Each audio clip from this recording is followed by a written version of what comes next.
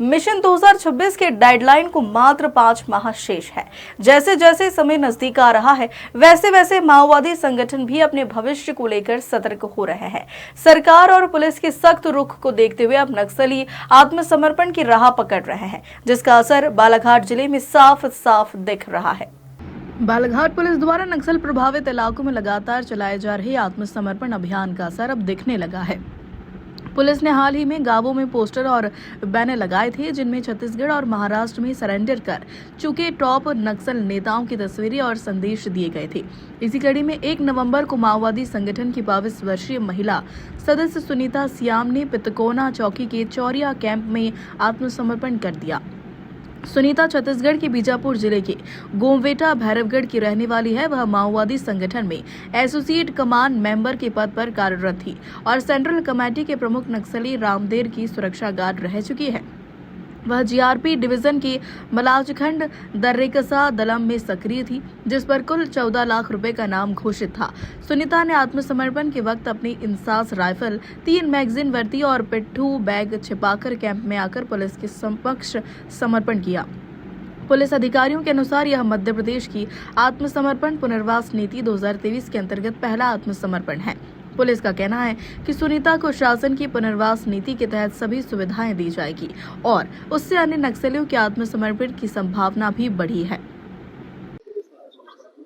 मैंने ये ACM rank की महिला है सुनीता, बीजापुर की रहने वाली है। ये कल चौरिया चौकी में आई थी और इन्होंने सरेंडर किया है। जो इनका वेपन है इंसास और 3 मैगजीन और अन्य चीजें भी आज हमने रिकवर कर ली हैं।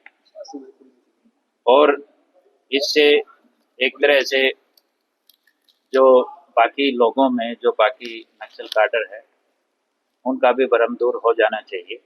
किसी को भी किसी तरह की चिंता करने की जरूरत नहीं है। जैसे सुनीता ने आगे सरेंडर किया है, ऐसे बाकी लोग भी सरेंडर करें। हम यही अपील करते हैं, पहले भी करते रहे हैं, और वो कहीं भी सरेंडर कर दें, किसी जनप्रतिनिधि के सामने या किसी भी सरकारी विभाग के अधिकारी कर्मचारी के सामने, और सबकी सुरक्षा का ध्यान रखा जाएगा।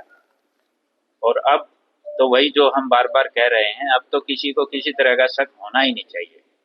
पुलिस बिल्कुल सभी की सुरक्षा का ध्यान रखेगी, किसी को कोई दिक्कत नहीं होगी। आए, सरेंडर करें, मुख्य धारा में शामिल हों।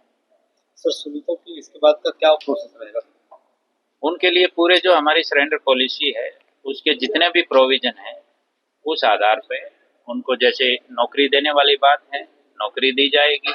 वेपन के साथ सरेंडर किया है तो उसका भी 3.5 लाख रुपए मिलेगा, और जितने प्रोविजन है सभी का उनको फायदा दिया जाएगा। सुरक्षा कैसे इसकी बताइए? सुरक्षा, बिल्कुल सुरक्षा उनकी सुनिश्चित की जाएगी, कहीं कोई दिक्कत नहीं होगी। बालाघाट से फिरोज डोंगरे की रिपोर्ट।